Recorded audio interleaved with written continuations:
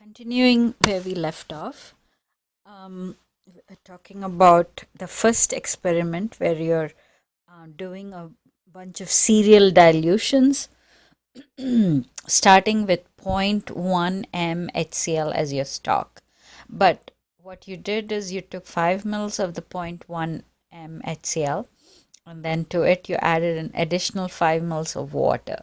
So that means you have 0.1 m HCl, 5 mils of it made up to a total volume of 10. So when you do the M1V1 is equal to M2V2 method, the final concentration of that acid works out to be 0.05 m, all right, because it's kind of half, it's been half diluted with water. Now, because HCl is a strong acid, the concentration of the hydrogen ion, the H3O plus, is going to be exactly the acid concentration. All right. Okay. So the H3O plus is also 0.05 m. Okay. Now, when you plug this into the negative log of H3O plus concentration, so you take the negative log of 0.05, and that value is 1.30, which is the pH. Okay. Now you've taken 5 mils of the test tube, 1 mil of the test tube 1 solution, and then you've added 9 mils of water. All right. So you've diluted this by again 1/10. Okay. So this becomes now 0.005. And then again, that's the corresponding H3O plus as well, 0.005. And then when you plug it into the negative log equation, then that pH works out to be 2.30. All right. So in this way, you keep on taking 1 ml of that previous dilution, adding 9 mils of water. And so by the time you get to test tube 8, it's the concentration is 5 times 10 to the negative 9. Okay. And so your range of pH is test tube 1 is 1.30, pretty acidic, very highly acidic. And by the time you get to test tube 8, it's basic. All right. So around here is still kind of neutralish, and then it's gradually become basic by the time you get to test tube 8. All right. So you're mostly in the acid region, and then it's steadily climbing up. By the time you get to test tube 8, it's basic. Okay. All right. So experiment 1 uses the following indicators. You're doing testing those 8 test tube solutions with bromothymol blue, with methyl yellow, bromocresol green, and cabbage extract. Okay. All right. So the most useful pH range for bromothymol blue is between 6 and 8. Okay. That is because if you recall with bromothymol blue, you are this is bromothymol blue between 6 and 8, so it's going from a yellow to blue. All right, so that's the sharp color change, is yellow to blue. Okay. All right, so yellow to blue. Methyl yellow. All right, so methyl yellow, the useful pH range is between 2 and 4. All right, so here it's going from orange to yellow. Okay, so it's orange at pH 2, and then by the time it gets to pH 4, it becomes yellow. Bromocresol green, the useful pH range is between 5 and 7. All right, so it's going from a yellow to like a blue green. Okay, so it's yellow at pH 5, and then slowly it's changing. By the time you get to 7, it's kind of becoming greenish. Okay. And then cabbage extract, the useful pH range here is in the acid region, because if you go back, you see most of this is like highly acidic. So here, cabbage extract would come in handy, okay? Bromothymol would come in handy here in the more basic region. And then what was the other one? The methyl yellow would be more in that region where it's between 5 and 7. All right, so as you can see, they have all their different useful ranges. So if you want to see the color change at pH 2, you would use cabbage extract. If you want to see the color change at pH 4, you would use methyl yellow, all right, because it's going to go from orange to yellow. The cabbage extract at pH 2, you're going to see the color change between red and magenta. And then if you want to see a color change at pH 6, you're going to use bromocresol green, because it's going to give you the yellow to blue color change. All right, so when we tried out these 8 solutions using bromothymol blue, okay, so the useful pH range is 6 to 8, okay. So we had already calculated the pH of the solutions. It varied from 1.30 to 8.30. Okay, so you didn't see anything in test tubes 1 through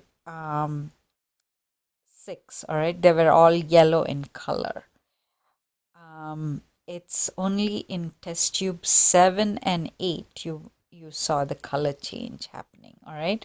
So it was yellow up till test tube 6, okay? And then test tube 7, it became pink. And then test tube 8, it became a darker pink, a magenta, all right? So again, the useful range is between 6 and 8. Okay? It's going from yellow to pink to magenta. All right, for methyl yellow, as you can see, from test tubes 1 through 3, it's kind of like a reddish or an orange, and it's gradually becoming more orange. And then when you hit 4.3, it's becoming yellow, okay? And thereafter it stays yellow. So the useful range for methyl yellow is between the 2 and 4, okay? Because it's going from red to yellow, right? So that's in test tubes 2, 3, and 4. As you can see, a definitive color change from red to an orange to a yellow. And then thereafter from test tubes 5 through 8, it just stays yellow. Bromocresol green, on the other hand, you see that it's the useful range is between 5 and 7, because it goes from a yellow, a light blue, to then to a deeper blue. So again, test tubes 1 through 4, they are yellow. And then test tube 5 also is yellow. And then when you get to 6 and 7, it's becoming blue. All right. So yellow to blue, 5 to 7 is the useful pH range. Okay. Sorry about that. Okay. Cabbage extract. So that's more in the acid region that you're seeing a sharp change in color. All right. So the cabbage extract is red at pH 1.3. Then it becomes 2 at pH 2, it's getting to be magenta, and pH 3, it's getting to be blue. So 3 distinct color changes, all right, very sharp changes in color between 1 and 3. So the useful range is between 1 and 3, and thereafter it just stays blue.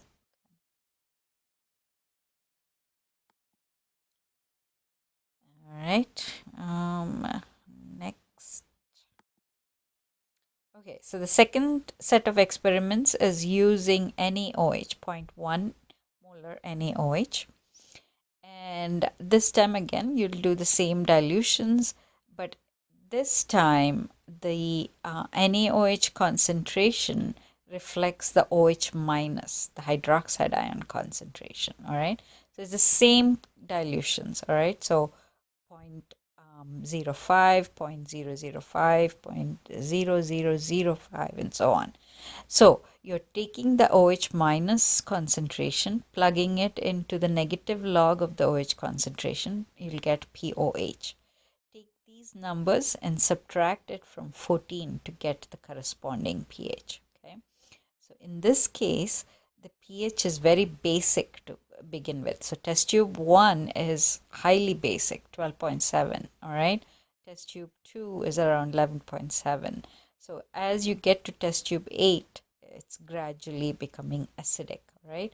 So for the HCl, it was the opposite. You're going from acid to base as you went up higher with the dilution, or kind of went lower with those dilutions. Here, as you are going lower with the dilutions, it's becoming more acidic. All right, so base to acid.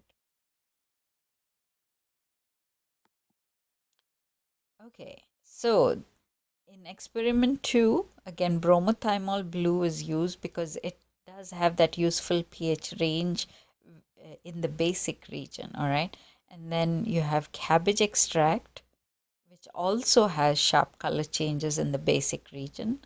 And then alizarin yellow, which has again a useful pH range in the basic region between 9 and 11. And then phenolphthalein, of course, which turns pinkish in the basic region. All right. So phenolphthalein, sharp change, colorless to pink. So if you want to observe some pH change at pH 7, then phenolphthalein is the best indicator. If you want to observe a change in the change in color at pH 8, then bromothymol blue, because it goes between 6 and 8. That's the useful. It goes between magenta and blue from 6 to 8. Okay, and then at a way higher pH, all right, which both phenolphthalein and bromothymol blue would not be appropriate, where you have observing pH change at pH 10, then that yellow to orange, alizarin yellow, which you can see that its range is between 9 and 11. All right, so it's going from yellow to orange between 9 and 11. So if you are having the desired pH at 10, then you are better off using alizarin yellow instead of the other two, phenolphthalein or bromothymol blue. Now, if it's even higher, all right, at pH 12 is you want to see your desired change, then you're going to be using cabbage extract, because there's no other indicator that can go that high. All right, so you're seeing a blue-green to dark yellow change in color. All right, so the bromothymol blue results at pH 12 through pH 9, 9, it stays blue. All right, so the color change is observed at pH 7.70, and then 6.70 and 5.70. So between 6 and 8 is where you're seeing the distinct color change. All right, so bromothymol blue is going from blue to magenta to light pink. Okay, so the color changes that you're going to observe are in test tubes 5, 6, 7, and 8. Okay, cabbage extract at the high pH range, as you can see, it's going from in the first test tube from a dark yellow to light yellow in the second test tube, and then like a blue-green in the third, and then light blue in the fourth test tube, and then finally blue. All right, so after 8.70, as the pH goes down, it kind of stays steady at blue. Okay. All right, we'll have to stop here and continue this in the next video.